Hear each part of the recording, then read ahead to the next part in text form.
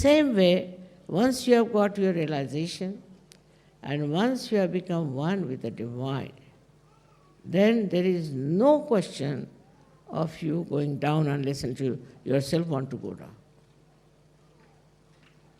It's very, very remarkable how you get this property, how you get this ability and this capability, and after that you don't lose it. Of course, first you must grow, and for that you have to meditate. But this meditation, once you do it, the whole being itself gets so enlightened and so beautiful that you don't want to change it.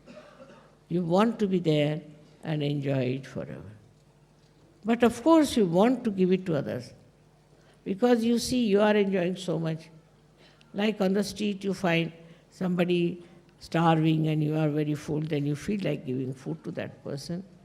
In the same way you see in this world, people are madly seeking, running up and down, doing all kinds of things. They want to tell them. They may believe or may not believe. They may try to sort of absolutely deny you, defy you, also defile you. They can do anything. But you know for definite that you are on the right path, you are on the right state of mind, which is a sahaja state. In Sanskrit it is called sahaja avastha. Sahaja avastha. In sahaja avastha, you do not react. You do not react. You just see and appreciate. Now see, I came, I saw this beautiful, such an idea of Sahasrara, all the chakras, they have crossed over, gone up there, and from there they have very good expression. But any other person would say, oh, this color combination is not good. Why? Why did they use this? Why don't they use something else? Like that, you see, finding faults with others. And this finding fault actually comes from your brain, which is not yet enlightened. You cannot enjoy anything because you react. All the time you go on reacting. If somebody says something nice, still you are reacting. If somebody said something bad, of course you are reacting. No question.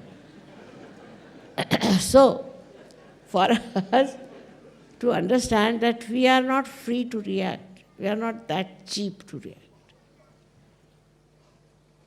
We are on a very high pedestal. What is our job is to enjoy. Enjoy everything. And that enjoyment is the blessing of the divine. Even you can enjoy the turmoil, the torture, everything you can enjoy if you see the point that nothing can happen to your spirit, which is the real light. Whatever you may suffer, whatever you may think is troubling you, actually this silent light of the spirit makes you absolutely, perfectly joyous. And you give joy to others.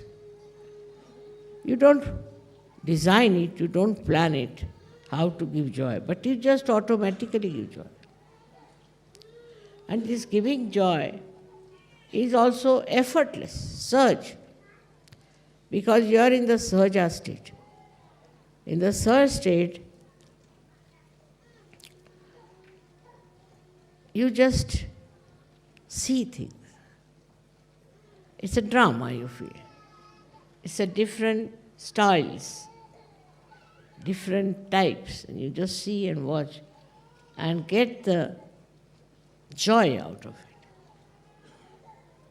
It is not important to say, I like this, I like that. No. That I which likes is nothing but ego and keeps you out of the enjoyment which is reality, which is real. Everything in this world that you find is troublesome, if you see from another angle, from a Sahajasthiti, you won't feel the troubles. But that higher life should be there. That higher standard should be built in within you. The other day I had a meeting with bureaucrats, and I told them, I know the pay is less. You may think that others get much more pay. They're having much more facilities. But there's one way you can really enjoy your work. If you have patriotism, Desha Bhakti, if you have patriotism for your country, no amount of sacrifice will satisfy you. You want to give everything.